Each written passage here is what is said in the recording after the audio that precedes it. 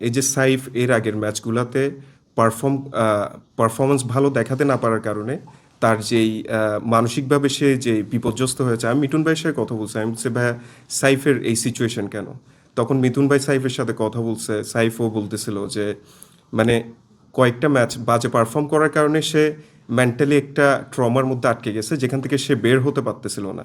তো আমাদের তাকে ইদার ব্রেক দেওয়া দরকার ছিল, কিংবা অ্যাট দ্য সেম টাইম তাকে কনভিন্স করে যে না তুমি পারবা, তুমি ব্যাক করতে পারবা, এই টাইপের মোটিভেশন দেওয়ার দরকার ছিল।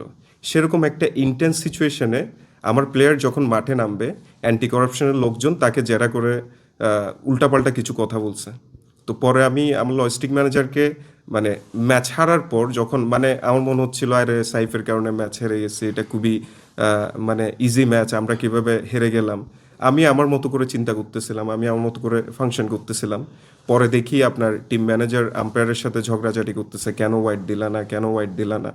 তারপর হচ্ছে এদিকে আবার পরে সাইফ থেকে শুনলাম তাকে সে ব্যাটিংয়ে নামার আগে, যেটা একদম স্ট্রিক্টলি সাধারণত আপনার ম্যানেজমেন্টের কেউ প্লেয়াররাও সাধারণত যে হচ্ছে মাঠে নামবে তার সাথে সাধারণত কথা বলে না। কথা না বলার পিছনে রিজন হচ্ছে সে একটা স্টেবল একটা হয়তো ফোকাসের মধ্যে আছে, সে কীভাবে খেলবে না খেলবে। ওরকম একটা সিচুয়েশনে যখন অ্যান্টি করাপশন এসে পোক করে, তাই কিন্তু এটা মানসিকভাবে আরও বিপর্যস্ত করে ফেলেছিল। তো ম্যাচের শেষে পরবর্তীতে যখন আপনার বিলাস জিজ্ঞেস করতেছিল আমাদের লজিস্টিক ম্যানেজার, তো তখন সাইফ বলতেছিল যে ভাইয়া আমি তো যেমন মিথুন ভাই মাঠে বারবার বলতেছিল তুমি মারো, মারতে না পারলে আউট হয়ে যাও, কোনো অসুবিধা নেই।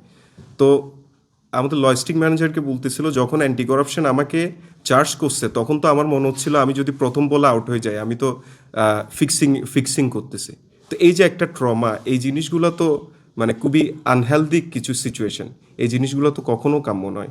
এই যে আপনার সাইফের সাথে এই ইস্যু হলো, রংপুরের ম্যাচে আমাদের তিনটা ওয়াইড দেয় নাই।